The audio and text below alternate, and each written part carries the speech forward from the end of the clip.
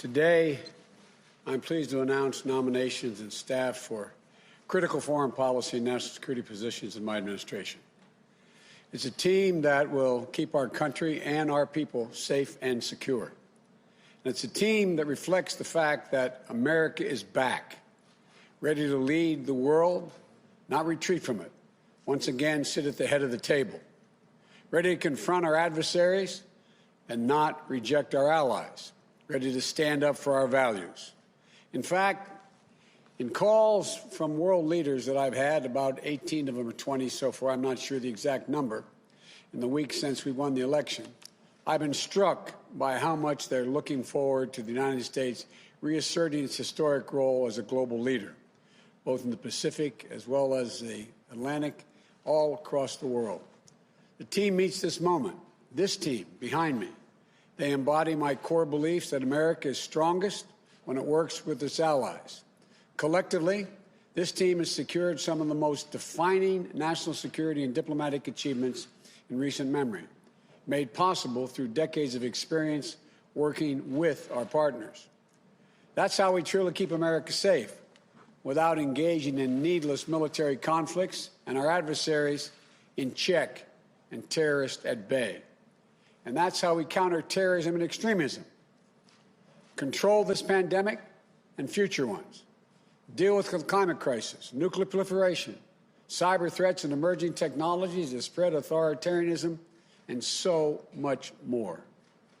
And while this team has unmatched experience and accomplishments, they also reflect the idea that we cannot meet these challenges with old thinking and unchanged habits. For example, we're going to have the first woman lead the intelligence community, the first Latino and immigrant to lead the Department of Homeland Security, and a groundbreaking diplomat at the United Nations. We're going to have a principal on the National Security Council whose full-time job is to fight climate change. For the first time ever, that will occur. And my national security team will be coordinated by one of the youngest national security advisors in decades.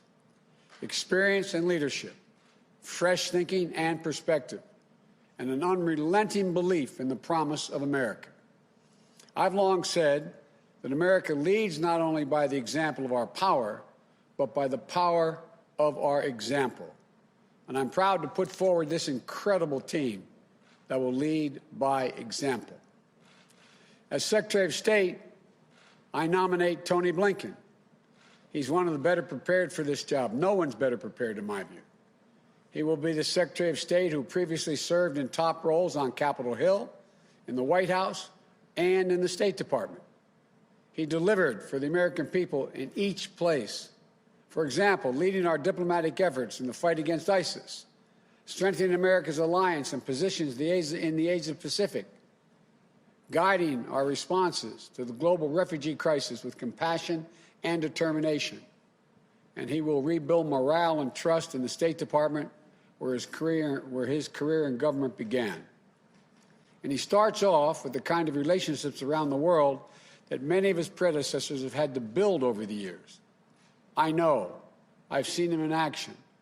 Tony's been one of my closest and most trusted advisors. I know him and his family, immigrants and refugees, a Holocaust survivor, who taught him to never take for granted the very idea of America as a place of possibilities. Possibilities. Tony is ready on day one. As Secretary for Homeland Security, I nominate Alejandro Mayorkas. This is one of the hardest jobs in government, a gigantic agency. The DHS Secretary needs to keep us safe from threats at home and from abroad. And it's the job that plays a critical role in fixing our broken immigration system. After years of chaos, dysfunction, and absolute cruelty at DHS, I'm proud to nominate an experienced leader who has been hailed by both Democrats and Republicans. Ali, as he goes by, is a former U.S. attorney, former director of U.S. Citizenship and Immigration Services, and a former DHS deputy secretary. Helped implement DACA, prevented attacks on the homeland, enhanced our cybersecurity, helped communities recover from natural disaster, combated Ebola and Zika, And while DHS affects everyone, given its critical role in immigration matters, I'm proud that for the first time ever, the department will be led by an immigrant, a Latino, who knows that we are a nation of laws and values. And one more thing. Today's his birthday. Happy birthday, man. Happy birthday. He's 21. As a director of national intelligence, I nominate Avril Haines, the first woman ever to hold this post. To lead our intelligence community, I didn't pick a politician or a political figure. I picked a professional. She is eminently qualified. Former deputy director of the CIA, former deputy national security advisor to President Obama, and a fierce advocate for telling the truth and leveling with her decisions with the decision makers. Straight up. Nothing unnecessary. I know because I've worked with her for over a decade. Brilliant, humble, can talk literature and theoretical physics, fixing cars, flying planes, running a bookstore cafe, all in a single conversation because she's done all that. And above all, she gets word of a threat, if she gets word of a threat coming to our shores, like another pandemic or foreign interference in our elections, she will not stop raising alarms until the right people take action. People will be able to take her word because she always calls it as she sees it. I believe we are safer with Avril on the watch. I think she can make a great contribution. And as United States Ambassador to the United Nations, I nominate Linda Thomas Greenfield, a seasoned and distinguished diplomat with 35 years in the Foreign Service who never forgot where she came from, growing up in segregated Louisiana. The eldest of 8, her dad couldn't read or write, but she says he was the smartest person she knew. First in her family to graduate from high school, then college. The whole world literally ahead of her, as her dad and mom taught her to believe. Post in Switzerland, Pakistan, Kenya, the Gambia, Nigeria, Jamaica, Liberia, where she was known as the People's Ambassador. Willing to meet with anyone, an ambassador, a student, working people struggling to get by, and always treating them with the same level of dignity and respect. She was our top State Department official in charge of African policy during the Ebola crisis. She received overwhelming support from her fellow career Foreign Service officers. And she'll be at cabinet status because I want to hear her voice on all the major foreign policy discussions we have. And my national security advisor, I choose Jake Sullivan. He's once-in-a-generation intellect with experience and temperament for one of the toughest jobs in the world. When I was vice president, he served as my national security advisor. He was a top advisor to Secretary of State Clinton. He helped lead the early negotiations that led to the Iran nuclear deal. He helped broker the Gaza ceasefire in 2012, played a key role in Asian-Pacific rebalance in our administration. And in this campaign for the presidency, he served as one of my most trusted advisors on both foreign and domestic policy, including helping me develop our COVID-19 strategy.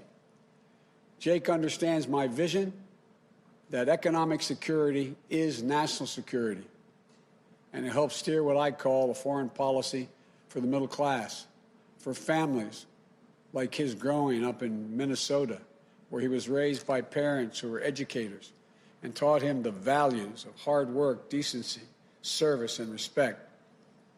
What that means is to win the competition for the future, we need to keep us safe and secure and build back better than ever.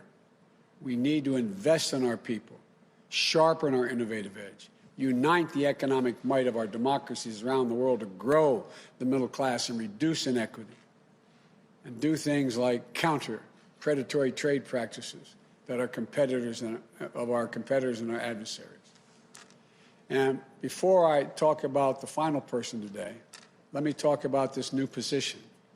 For the first time ever, the United States will have a full-time climate leader who participate in ministerial level meetings. And that's a fancy way of saying they'll have a seat at every table around the world. For the first time ever, there will be a principal on the National Security Council who can make sure climate change is on the agenda in the Situation Room. For the first time ever, we will have a presidential envoy on climate. He will be matched with high-level White House climate policy coordinator and policy-making structure to be announced in December. And that will lead efforts here in the United States to combat the climate crisis, mobilize action to meet the existential threat that we face. Let me be clear. I don't for a minute underestimate the difficulties of meeting my bold commitments to fighting climate change. But at the same time, no one should underestimate for a minute my determination to do just that. And as for the man himself, if I had a former Secretary of State who helped negotiate the Paris Climate Accord, or a former presidential nominee, or a former leading senator, or the head of a major climate organization for the job, they would show my commitment to the United States and the whole world. The fact that I picked the one person who is all of these things speaks unambiguously to my commitment. The world will know that with one of my closest friends, John Kerry, he's speaking for America on one of the most pressing threats of our time. No one I trust more. To this team, I thank them for accepting this call to service.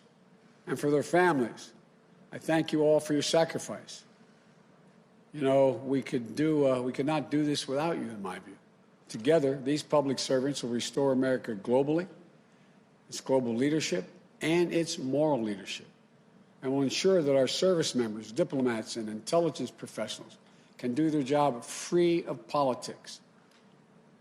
They'll not only repair, they'll also reimagine American foreign policy and national security for the next generation.